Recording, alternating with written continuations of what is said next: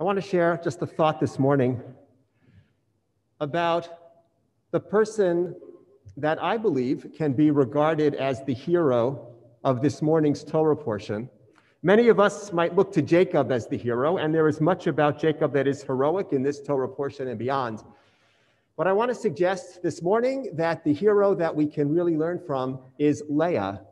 Leah, the matriarch. Leah, who was the less loved of the two sisters. Leah, who had to come to terms with the fact that her husband was not as excited to be married to her as he was to be married to her sister. Leah actually teaches us a very important lesson. And the lesson that she teaches us is that gratitude is a source of power. Leah teaches us the importance of gratitude. Once we recognize and can express gratitude for the blessings in our lives, we take control of our lives in a way that we cannot do without a recognition and expression of gratitude. So Leah has several children. First, she has Reuven, and then she has Shimon, and then Levi. And the names that she gives to each of the children suggest that she is feeling very much like a victim.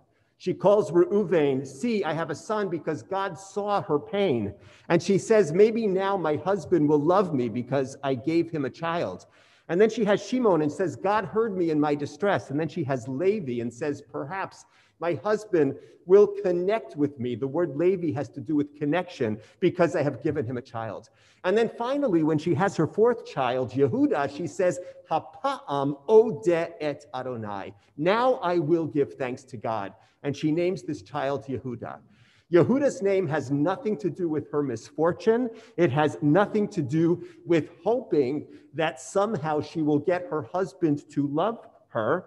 It is simply an expression of gratitude. And at this point, I would suggest the tide turns, and now she is no longer the victim, and she can view herself as an agent, as somebody who has mastery over her life and can now influence others.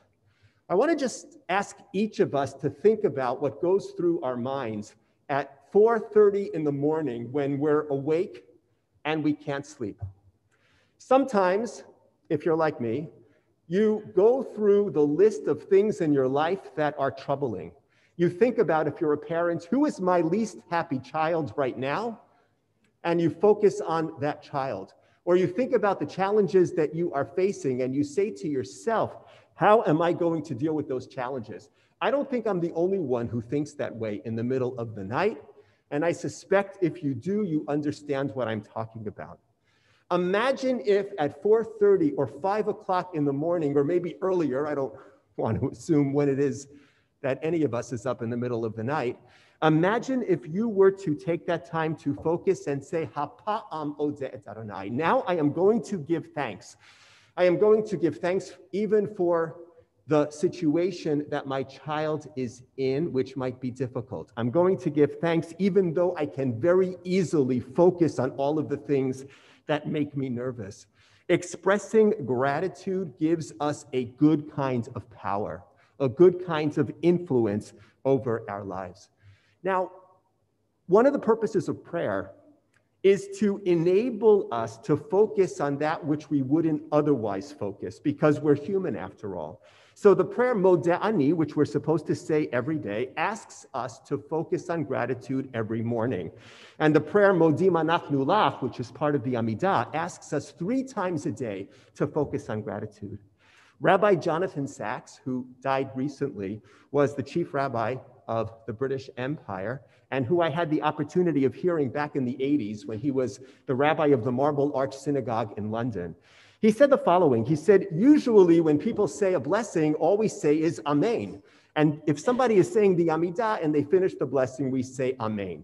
There's one exception, and that is Modim, the blessing of gratitude. We don't just say Amen. We actually offer our own version of that blessing while the person leading recites their version of the blessing. And why is that the case? Rabbi Sacks said, because when it comes to gratitude, we each have to take responsibility for expressing our own gratitude. We cannot offline that to somebody else. We cannot take that responsibility and give it to someone else. We each have to step in and think about and offer our own gratitude. So this weekend of the American Festival of Thanksgiving, and this day when we read about our ancestor, our hero, Leah, who finally was able to say, I am going to take control by recognizing the blessings in my life. That is the first step that I am going to take. I want to encourage us to step in and to identify and offer our own gratitude. God knows there are many things to be anxious about, and many of them are not going away. God knows there are genuine tragic elements in each of our lives, and they're not going away. The incredible thing is that the name Yehudah, gratitude, was given to the person after whom we are named. We are Yehudim. This is our legacy. We're not named after the first child or the second child or the third. We're named after the fourth. We're named Yehudah to remind us that gratitude is a gift if we seize it, and it can actually help each of us to take on the world. I wish it for us. I hope that the legacy of Leah will take root inside of us, and I hope that we will truly seize upon our legacy as Yehudim, those who recognize the value and the importance of Hodayah, of gratitude. Shabbat Shalom.